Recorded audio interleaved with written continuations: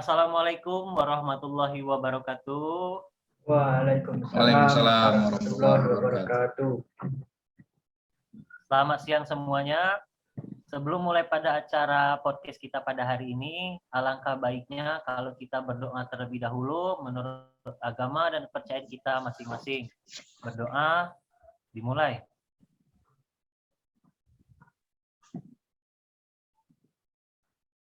Berdoa, selesai. Baiklah, di sini saya sudah mendatangkan dua narasumber dari Insan Transportasi langsung, yaitu ada Mas Fauraldian Hakiki atau yang biasa dipanggil Kiki, dan di sini ada Mas Fadilah Al-Farisi atau yang biasa dipanggil Mas Fadli. Gimana kabarnya hari ini kedua narasumber saya, Mas Kiki sama Mas Fadil, sehat? Alhamdulillah sehat. Aman Mas ya? Oke. Aman. Baiklah, sebelum kita masuk ke pokok pembahasan pada hari ini, mungkin alangkah baiknya kalau kita memperkenalkan diri terlebih dahulu. Mungkin dimulai dari saya sendiri. Saya selaku moderator akan memperkenalkan diri terlebih dahulu. Nama saya Angga Heriansa, saya dari Bengkulu, penempatan di BPTD 8 Provinsi Banten, formasi saya itu pengatur lalu lintas. Sekarang kita minta kepada dua narasumber kita untuk memperkenalkan diri terlebih dahulu. Kita mulai dari Mas Fadli Al-Farisi. Monggo Mas, silakan untuk memperkenalkan dirinya. Terima kasih. Nama saya Fadil Al-Farisi, biasa dipanggil Fadli, asal dari Kota Bengkulu, penempatan di BPTD wilayah 13 Nusa Tenggara Timur, jabatan fungsional pengelola Sispro dan jasa pelabuhan SDP. Terima kasih. Oke. Terima kasih Mas Fadli. Itulah tadi perkenalan dari Mas Fadli. Sekarang kita ke Mas Fauraldian Hakiki. Silakan Mas untuk memperkenalkan dirinya. Baik, terima kasih Mas Angga atas waktunya. Perkenalkan, nama saya Muhammad Fauraldian Hakiki, biasa dipanggil Kiki, asal dari Sragen, Jawa Tengah. Formasi jabatan saya yaitu teknisi listrik dan jaringan. Untuk penempatan saya di kantor PBU kelas 3 Karubaga, Papua. Mungkin cukup Mas Angga.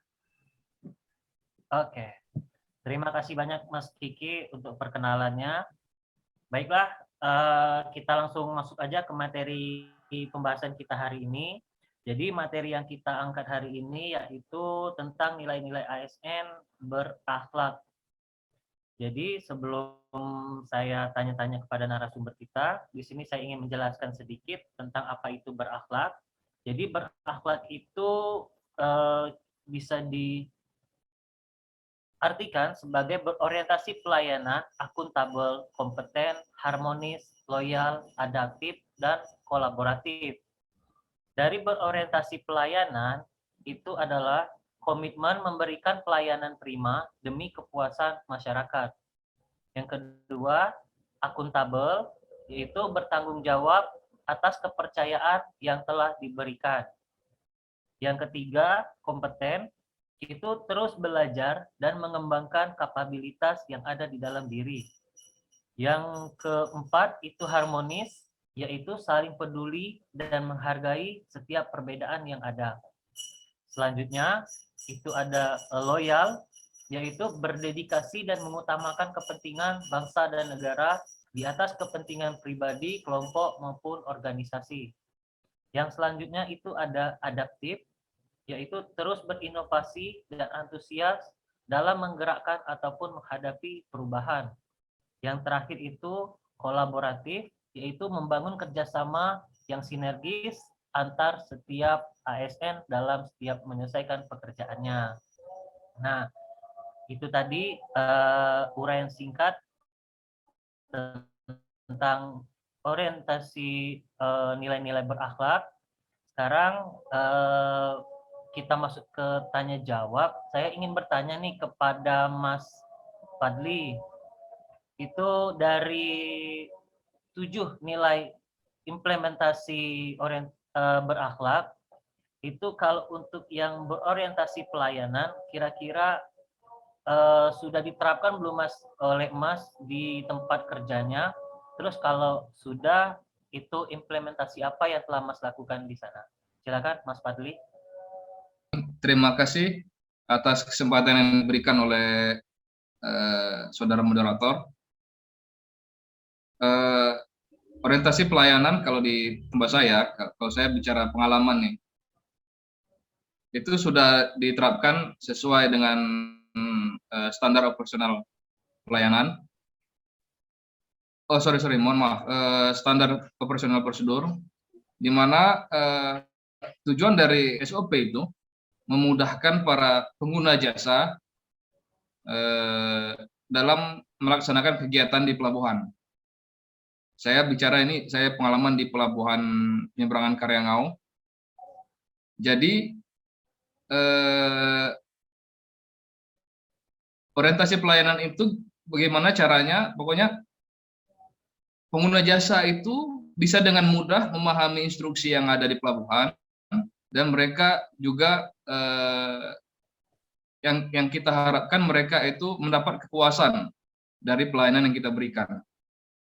Jadi mulai dari ada pintu masuk, pintu toll gate, terus ada tiketing, terus ada pelayanan di ruang tunggu, dan juga ada di di lahan parkir, ruang tunggu untuk kendaraan bermotor roda 2 atau roda 4, sampai mereka masuk ke depan pintu kapal.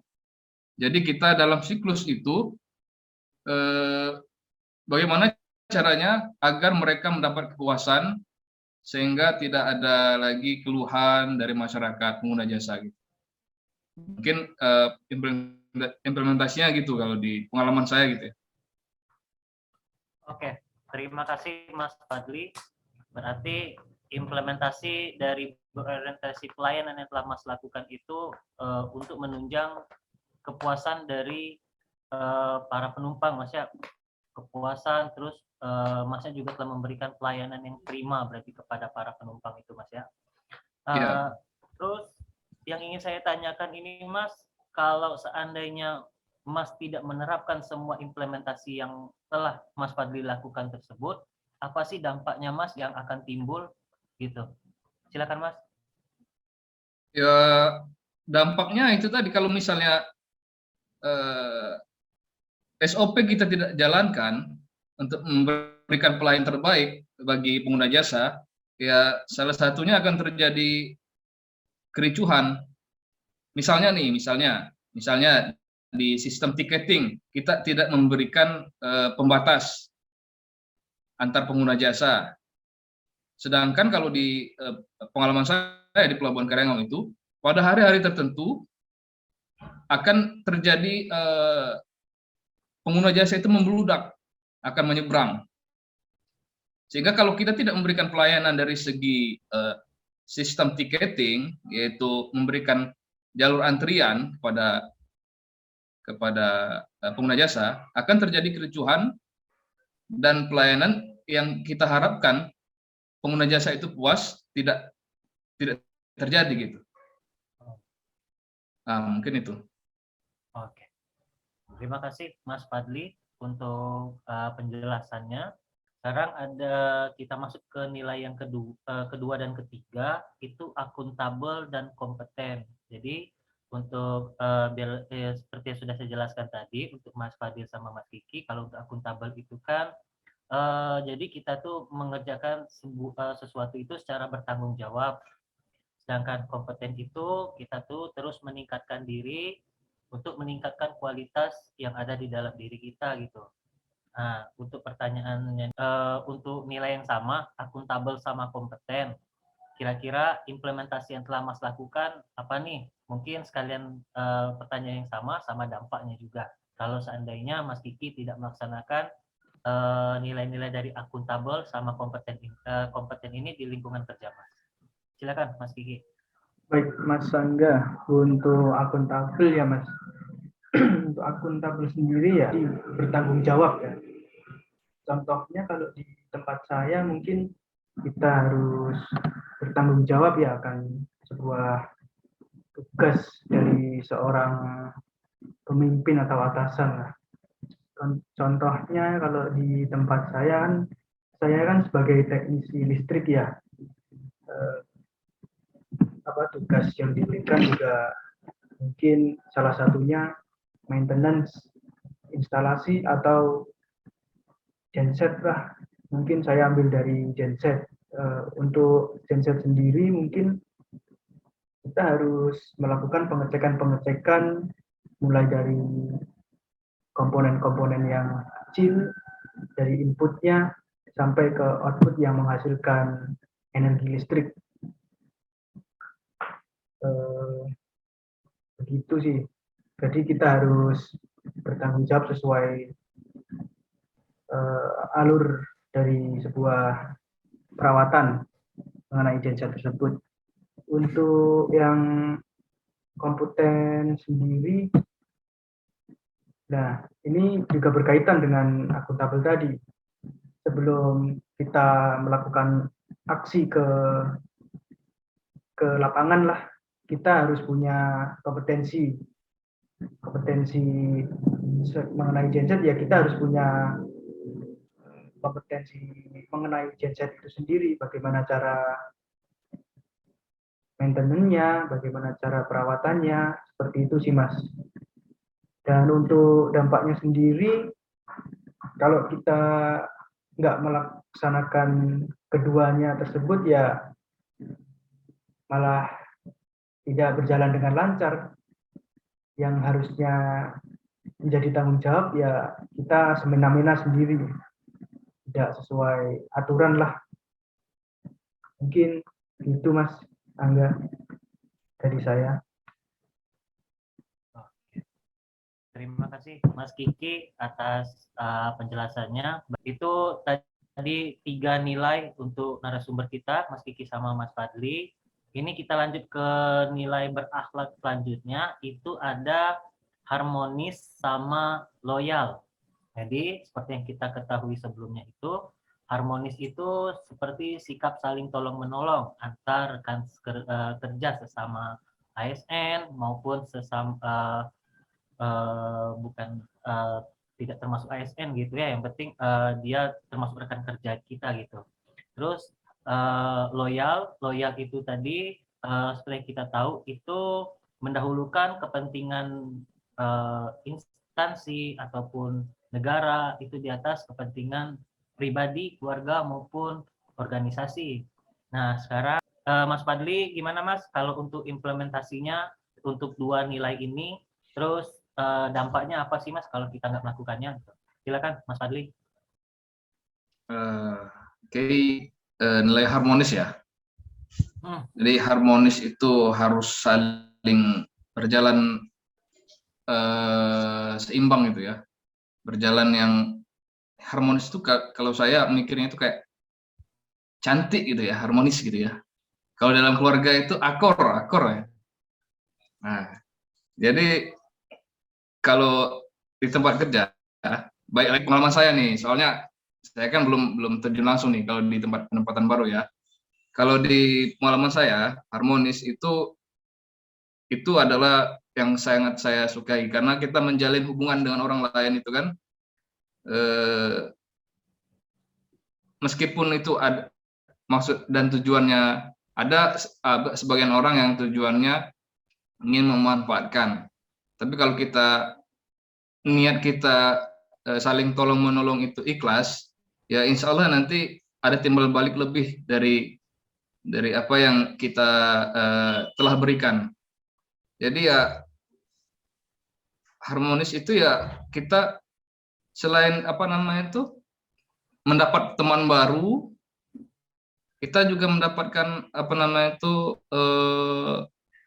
istilahnya link gitu ya. Kalau di perhubungan kan link itu penting. Jadi ya kalau kita misalkan harmonis dengan rekan kerja gitu kan, pekerjaan kita akan terasa menyenangkan, sehingga pelayanan yang kita berikan juga optimal. Dampaknya kalau kita nggak harmonis sama teman ya kacau. Misalnya kita nggak suka nolong teman lagi sakit misalnya kan di lapangan, kita biarin gitu kan. Nanti ada saatnya kita bakal gitu juga. Ya dampaknya juga ke pelayanan tadi, pelayanan tidak optimal. Jadi apa namanya itu bekerja kita ogah-ogahan gitu. Dan terus tadi ke loyal ya. Loyal itu tadi kita menjaga nama baik atasan. Kalau di tempat kerja saya itu banyak aktivis tuh, banyak wartawan yang mau meliput. Mereka itu mindset mereka itu mau mencari kejelekan, berita itu yang jelek. Oke, jadi kita loyal pada atasan itu bukan, maksud saya bukan yang salah kita tutupin, tapi kita menjaga nama baik instansi kita dalam hal yang baik. Kalau yang buruk ya diam aja, nggak usah diomong, ya kan? Ya apa namanya itu, loyal juga pengertian di sini juga kita memegang teguh aturan. Jadi misalnya aturan kita untuk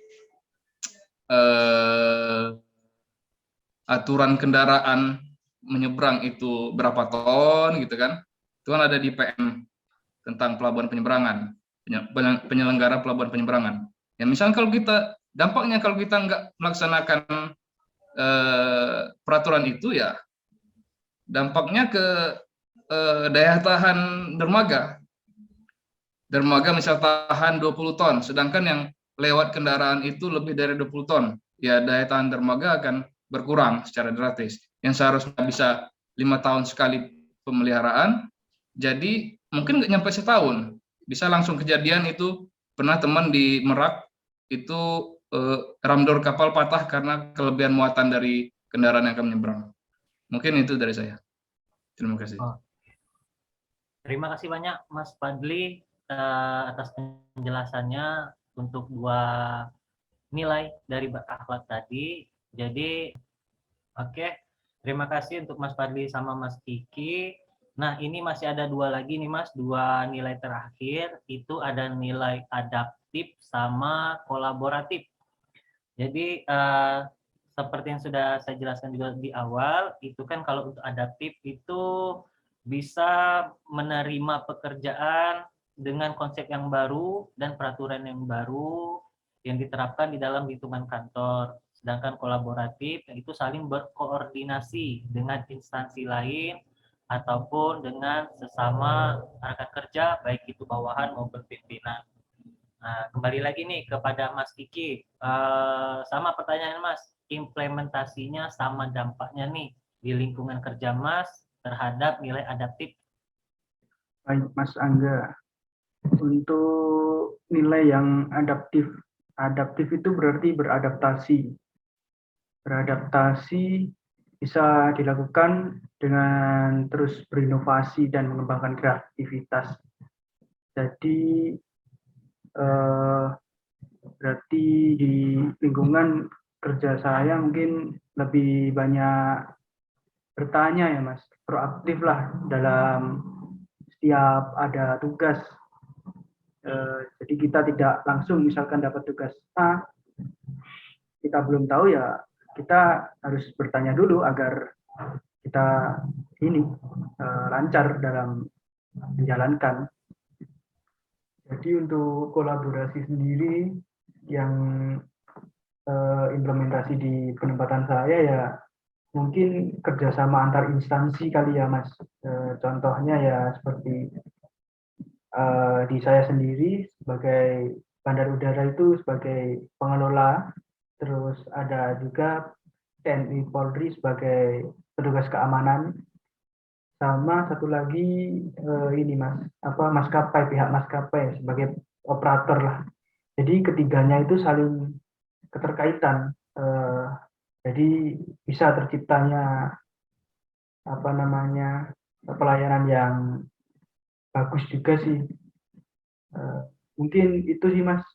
Ya, kolaborasi itu antar tiga instansi itu menjadi satu, menghasilkan tujuan bersama yang didapat dari tujuan dari kolaborasi itu sendiri. Untuk Oke. dampaknya ya, kalau tidak ada koordinasi ya mungkin akan terpecah itu nanti, nggak mencapai tujuan yang diharapkan. Mungkin itu Mas Angga dari saya.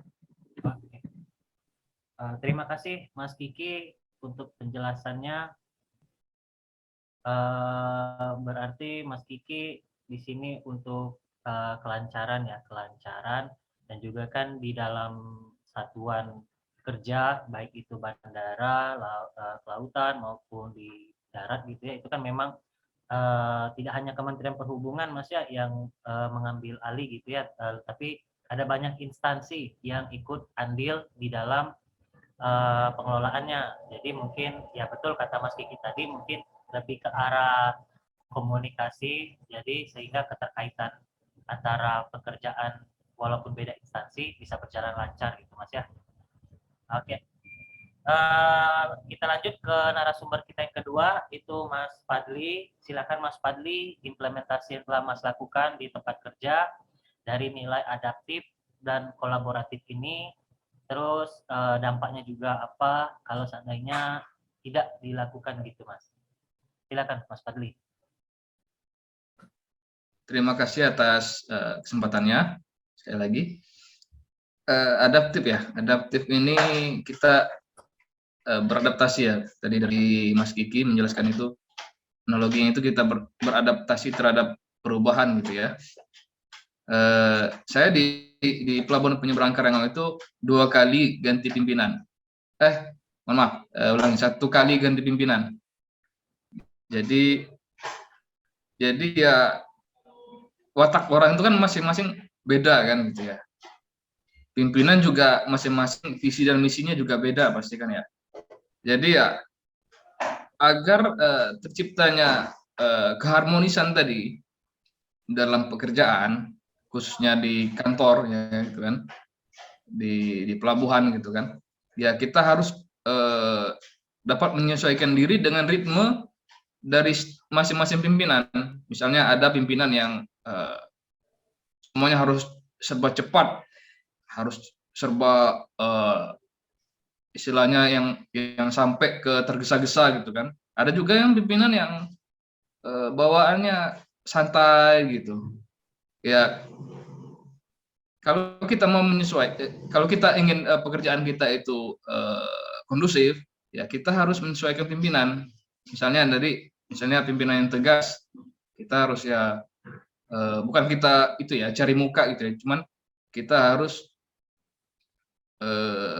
bila beliau tegas pada aturan tentang jam kerja, ya kita harus tepat waktu. Yang kedua tadi ada pimpinan yang santai. Kita maksudnya bukan ikut santai, tapi kita tetap melakukan ritme yang diberikan atasan, tapi tetap kita tidak boleh melanggar aturan dari perundang-undangan yang ada. Ya dampaknya misalnya kalau kita nggak adaptif, susah Mas. Soalnya kalau kita misalnya pimpinan tegas, keras, terus kita juga keras, ya bentrok, ya nggak kondusif lagi pekerjaan, ya kan? Terus ada tadi kolaboratif, saya kayaknya sama nih jawaban saya dari Mas Kiki tadi ya, apa namanya itu perpaduan atau koordinasi antar instansi kan, baik itu swasta atau instansi plat merah, cuman berbeda baju, kan? Misalnya tadi kalau Mas Kiki tadi ada TNI, Polri gitu ya. Kalau di pengalaman saya itu ada TNI, Polri juga, dan mereka punya pos masing-masing. Ya untuk mencapai tujuan pelayanan jasa yang optimal tadi ya kita harus saling kerjasama, koordinasi. Contohnya misalnya ada kericuhan, misalnya tadi kan kericuhan di apa nama itu di loket, di tiketing, kericuhan karena ada yang berusaha nyalip antrian gitu kan. Misalnya kita ada suatu kejadian yang berunsur pidana, kita koordinasi dengan kepolisian gitu kan. Atau ada ormas-ormas yang misalnya mau merusuh di pelabuhan, kita bisa berkoordinasi dengan TNI, sehingga kalau kita bersatu itu kan, ya ujungnya tadi ya memberikan apa yang kita harapkan itu memberikan pelayanan jasa yang tertib, teratur, dan bisa memuaskan pengguna jasa. Ya kalau dampaknya misalnya kita nggak kolaboratif nih sama instansi lain atau sama operator, ya itu tadi kita memberi, misalnya di pelabuhan kan penyeberangan, kita memiliki batas tertentu untuk kapasitas penumpang atau kendaraan. Kalau kita nggak saling koordinasi sama penyeberangan itu nakal operator itu. Mereka itu mengutamakan keuntungan. Yang penting untung, nggak tahu itu over kapasitas, overload. Yang penting mereka untung. Tapi kalau kita biarkan itu, ya akan terjadi musibah, bisa kecelakaan gitu kan, atau kapal tenggelam atau gimana gitu kan. Itu dampaknya kalau kita nggak kolaboratif antar pemangku kepentingan di pelabuhan. Mungkin itu dari saya, Mas Angga. Terima kasih. Oke, terima kasih banyak Mas Fadli. Jadi kalau bisa saya tambahkan sedikit, mungkin untuk dari kedua narasumber ini, mungkin untuk kalau dari adaptif, nggak hanya dari rekan kerja untuk beradaptasi mungkin ya, tapi dari teknologi juga mungkin ya Mas Fadli sama Mas Kiki, karena seperti yang kita tahu kan dari teknologi yang manual mungkin dulu, sekarang sudah semuanya serba canggih, semuanya Ya, sekarang serba online, mungkin kita perlu adaptasi juga mungkin ya untuk Mas Kiki sama Mas Fadli ya, kolaboratif mungkin itu tadi sudah cocok gitu ya, udah pas gitu. Oke, baiklah, terima kasih Mas Fadli sama Mas Kiki. saya boleh nambahin, Mas? Oh boleh, silakan Boleh. Mas Fadli. Saya ada quote nih dari Bapak Presiden nih. Wah, boleh Mas. Ada quote Apa nih. itu, Mas Fadli? Jadi beliau ada pidato Presiden pada launching Korpalu branding ASN 27 Juli 2021. Beliau pernah berpesan, ASN itu harus punya orientasi membangun pelayanan terbaik untuk masyarakat. Tidak lagi meminta dilayani, tetapi kita sebagai pelayan masyarakat. Dan tidak boleh lagi ada ego, baik ego sektor, ego daerah, dan ego ilmu. Mungkin itu. Terima kasih. Oke, terima kasih Mas Fadli. Tambahan yang luar biasa ya dari Mas Fadli tadi. Kira-kira untuk Mas Kiki, mohon maaf, ada yang mau ditambahkan lagi sebelum kita tutup? Cukup Mas kalau dari saya. Oke, terima kasih Mas Fadli sama Mas Kiki. Jadi dampaknya dari semua nilai yang telah disampaikan oleh para narasumber kita itu, jika nilai berakhlak ini tidak kita terapkan, mungkin kita tidak bisa menjadi ASN yang profesional, maksudnya dalam bekerja, baik di lingkungan instansi maupun di lingkungan sekitar mungkin. Jadi terus dari semua nilai itu bisa kita tarik beberapa kesimpulan juga, yaitu berdasarkan pendapat dari para narasumber ini, Mas Kiki sama Mas Fadli ini, bahwa kita sebagai ASN dalam penerapan nilai-nilai berakhlak itu sangat penting ya. Mengapa? Karena dengan adanya penerapan nilai-nilai berakhlak, itu para pegawai bisa berkomitmen memberikan pelayanan yang prima kepada masyarakat dengan mendengarkan keluhan dan memberikan fasilitas pelayanan yang sangat baik dan lain sebagainya. Dengan menerapkan berakhlak ini juga pekerjaan yang ada di kantor akan berjalan dengan baik, tidak ada perdebatan antara pegawai satu dengan yang lainnya, termasuk dengan hal-hal yang lainnya. Itu kesimpulannya ya. Baiklah, untuk saat ini sebelum ditutup acara ini, mari kita mengucapkan slogan kita Mas ya, slogan penambah semangat ya, kayak doktrin gitu Mas ya, supaya kuat gitu menghadapi Latsar ini. Jadi nanti ketika saya bilang Latsar CPNS Kemenhub tahun 2022, nanti mas-masnya bilang lulus Mas ya, sambil mengepalkan tangan. Nah gitu. Oke, Mas Kiki sama Mas Fadli. Ya. Oke, kita mulai ya. Latsar CPNS Kemenhub tahun 2022. Lulus. Oke, terima kasih semuanya sudah berkenan hadir dalam acara podcast ini. Sampai jumpa di lain waktu. Saya moderator Angga Heriansa mohon pamit. Bila ada salah saya mohon maaf. Assalamualaikum warahmatullahi wabarakatuh. Waalaikumsalam warahmatullahi warahmatullahi wabarakatuh. Mas. Makasih Mas Angga.